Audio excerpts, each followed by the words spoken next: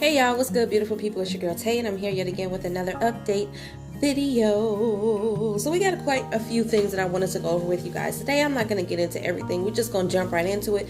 But definitely make sure you guys smash that like button, comment down below, subscribe, plus push your post notification bell button so that way anytime I upload a video, you will be notified. So let me just start off by saying when it comes to pandemic EBT, I did do a live video yesterday where I went through every state that was approved for the 2020-2021 school year, and if there was information available on either the USDA website or this other website that updates quite frequently, I did give that information in that video. So you guys are going to have to go back and rewind that video. I know it's long, but I did give that information. Finally, I kept my word. So pandemic EBT payout dates are in my live from yesterday, okay? Now, when it comes to emergency SNAP benefits, max benefits for the month of what are we in, April and May, nothing changed. I did check before I started recording this video. Nothing has changed. It's still the same 8 states for the month of May.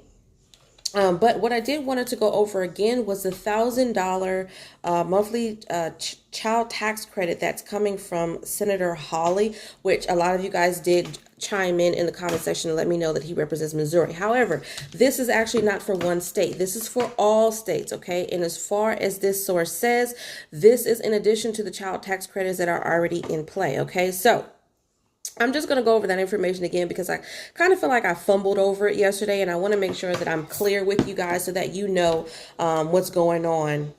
All right, so Senator Josh Hawley introduced a plan for a parent tax credit on Monday, aimed at offsetting the high cost of raising a child. Okay, so I did mention that in yesterday's video. The proposal would establish a new fully refundable tax credit of $6,000 for single parents and $12,000 for couples. And I do think that should be on the reverse. The reason why is because if you're married, if you guys are in a, if you're married, you know what I'm saying? There's 2 incomes in the household. You guys are making more money. So I feel like a single person would definitely benefit from having a higher amount than married couples. But that's just me. So meaning families with a minuscule or no tax obligation would qualify for a payment. Now, the problem with this plan that so many are talking about, so many of the lawmakers are talking about, is this is flawed, okay? Millions of working people want to start a family and would like to care for their children at home, but current policies do not respect these preferences. This is coming straight from Hawley, in which he said this in a news release recently. American families should be supported no matter how they choose to care for their kids, okay? To get the money, households must report earnings of $7,540 for the prior year, an amount equal to 20 hours of work each week at the federal minimum wage of $7.25, which, if you guys didn't already know, sidebar, our president is, I think I saw an article stating that he was getting ready to sign some executive orders to change the federal minimum wage to $15 an hour, okay? But it's not expected to go into effect until next year in 2022. As soon as I get a little bit more information about that, I will let you know. But as of right now, the federal minimum wage is at $7.25, okay? The earnings floor is the same regardless of whether a person is married, and families do not receive more cash if they have more than one child. Families would sign up for the plan through the IRS, okay? Now, we know that currently the child tax credit provides up to $2,000 per child, but it leaves out families with small tax bills. Democrats beefed it up this year with the new child tax credit, which is $3,600 for children that are ages 6 and below, and then it's $3,000 for each kid that is between the age of 6 and 17. Now, we know that Democrats want to keep this permanently, but as of right now, I think our president is okay with just extending it temporarily all the way up until 2025, okay? Other Republicans have put forward child allowance measures as well. Senator Mitt Romney of Utah introduced a plan in February to distribute even larger cash payments to parents, paid for with the elimination of some safety net programs. I don't know what those safety net programs is, but I don't like the sound of that, okay? Patrick Brown, a policy fellow at the Conservative Learning Institute of Family Studies, told Insider that Hawley's plan appeared to be an attempt at a middle ground between competing GOP child care plans, and that's pretty much what it is. They're going back and forth trying to figure out which plan is the best plan. It's basically a competition to say, I did it. No, it's my idea. My idea is better than you. Bunch of toddlers, you know what I'm saying? They're trying to find a way to say we want to require work, but not screw too many low income single parents, Brown said, though adding the structure of the CTC still makes more sense to me. I'm not exactly sure where he's coming from with that. Seth Hanlon, a tax expert at the Liberal Center for American Progress, told Insider he believed the plan had major design flaws, starting with its earning thresholds. I think that the earnings thresholds of 7,540. What's not clear is that the most is that the maximum, so you can't make less than 7,540, and you can't make more than 7,540. That to me is a little bit ridiculous. It's not clear whether it's just 7,540 or if that's the maximum that you can make. Okay, but either way, Hanlon said that would seem strange if you get nothing if you're $1 short of that 7,540. If the Hawley plan was in effect during the pandemic, he said millions of parents who lost jobs and thus saw their annual incomes fall below the 7,540 would have lost their government aid. None of this makes sense to me at all. I definitely don't think that this is a good plan. This is supposed to be in addition to the child tax credit, not instead of, according to this source here. I'm trying to find that information. I probably should have highlighted it, but I didn't.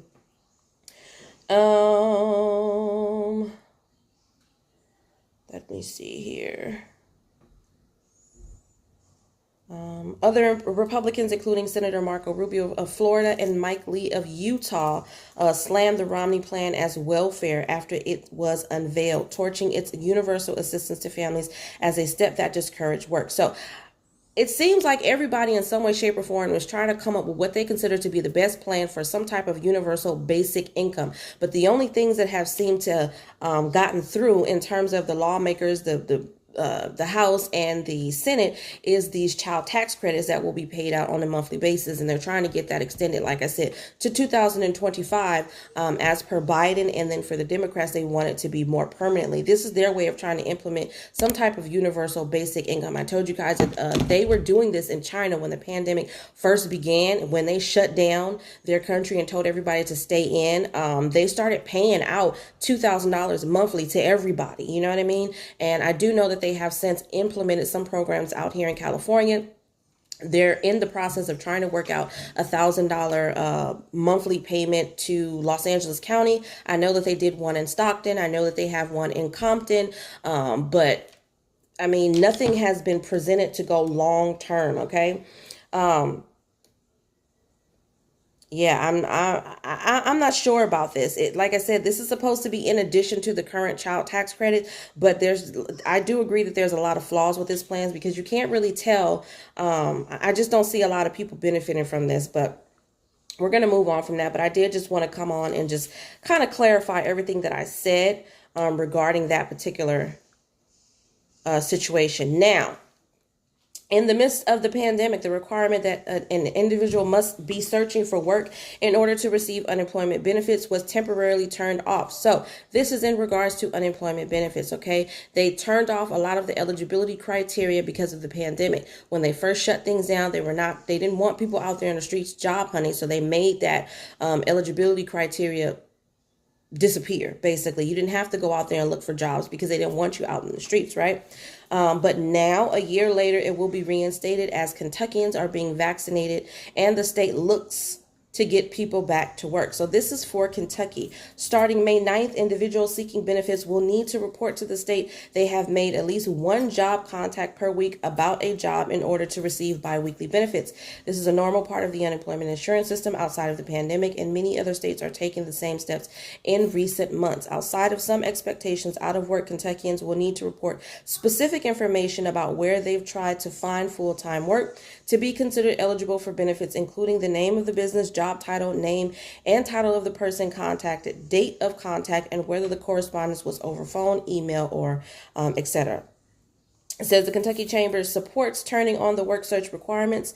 Kentuckians returning to work is a vital step in recovering our economy and ensuring our citizens' health, well-being, and future prosperity. For Kentuckians entering a job search, the Kentucky Chamber provides a list with over 95,000 positions currently available across the state on the Who's Hiring page of our website, said Beth Davison, the Kentucky Chamber Vice President of the Workforce Development. Okay, so It says you can find the Kentucky Chambers who's hiring list at www.kychamber.com. So www.kychamber.com. Okay.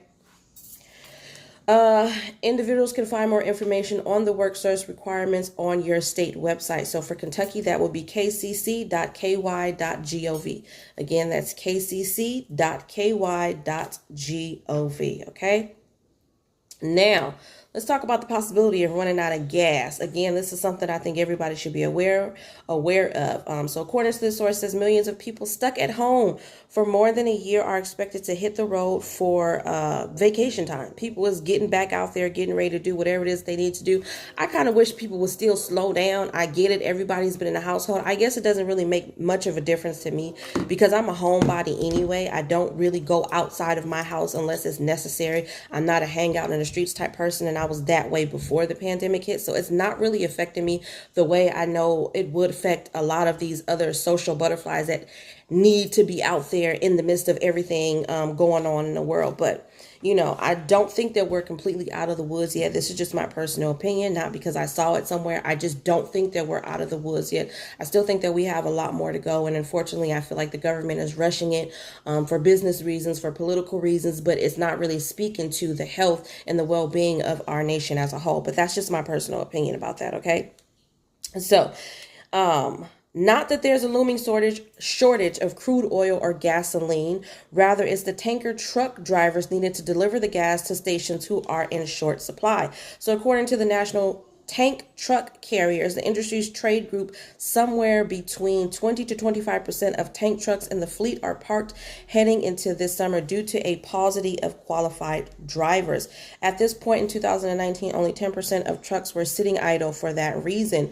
We've been dealing with the driver shortage for a while, but the pandemic took that issue and metastasized it, said Ryan Striblow, the executive vice president of NTTC. It certainly has grown exponentially. So there's not really a whole bunch of information about how this may play out right now. There isn't, like it says here, there isn't a shortage of gas and oil. It's the fact that there's not enough truck drivers driving to deliver the gas. So every company has definitely been affected in some way, shape, or form. So the only thing that I can tell you guys is to just be prepared when you can. Fill up your tank. Don't drive unless you absolutely have to, because you never know what's, you know what I mean? I kind of feel like even though there's no shortage, they still are going to be hiking up gas prices. And we know that going into the summer, gas prices are going to be going up anyway, because that's the time when they expect people to be out there driving, doing vacation time, visiting family members, or whatever it is that people do. I'm saying that because I don't. But anyways, just be mindful of that when you guys are out. I know I try to keep my tank at least full, halfway full. I don't rush to fill it up all the time, but I would like to at least keep it full, and especially considering this. Moving on, though, the Federal Housing Finance Agency, the FHA, recently announced that the Fannie Mae and Freddie Mac will extend some temporary loan origination flexibilities until May 31st, 2021. All temporary flexibilities were originally set to expire on the 30th of this month, which is in a couple of days. Alternative appraisals on purchase and rate term refinance loans are among the flexibilities that will now be extended through May 31st, 2021. Those temporarily flexibilities related to employment verification, condominium project reviews, and expanded power of attorney are being allowed to expire as scheduled on April 30th, 2021. Okay. Due to the low usage of the temporary flexibilities, the FHFA expects to retire all temporary selling flexibilities on May 31st, 2021. Okay. Throughout this pandemic, it says that the FHFA has actively monitored the pandemic's impact on mortgage market participants.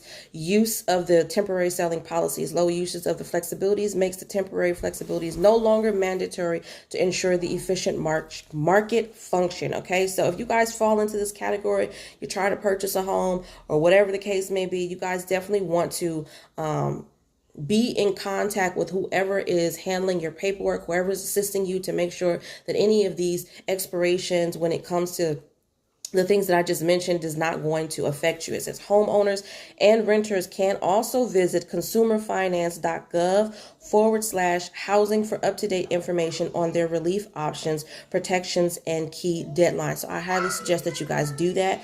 Please check out consumerfinance.gov/housing, just to make sure you're in the loop, you're in the know about any and everything that may affect you, okay? Now, just because I love you guys, I'm definitely going to give you the names of the states that have currently been approved for May only, but I'm not going to do the payout dates because we did that yesterday. So currently for the month of May, emergency max SNAP allotments, we have Wisconsin, Maryland, New Jersey, Hawaii, Kentucky, North Carolina, Washington, and Wyoming. I have been searching quite extensively to find some information regarding California for pandemic EBT. There is still nothing. I may actually call the EBT hotline, although it says on the website they are not able to provide us any information as to what's going on with the approval, but it's worth a shot, all right? But on that note, you guys, I hope this information was in some way helpful or useful to you guys. Definitely make sure you guys smash that like button because you know it helps me to stick around. And as always, remember to live, love, and elevate. I know I'm speaking a million miles per minute, but I will definitely see you guys in the next video. Peace.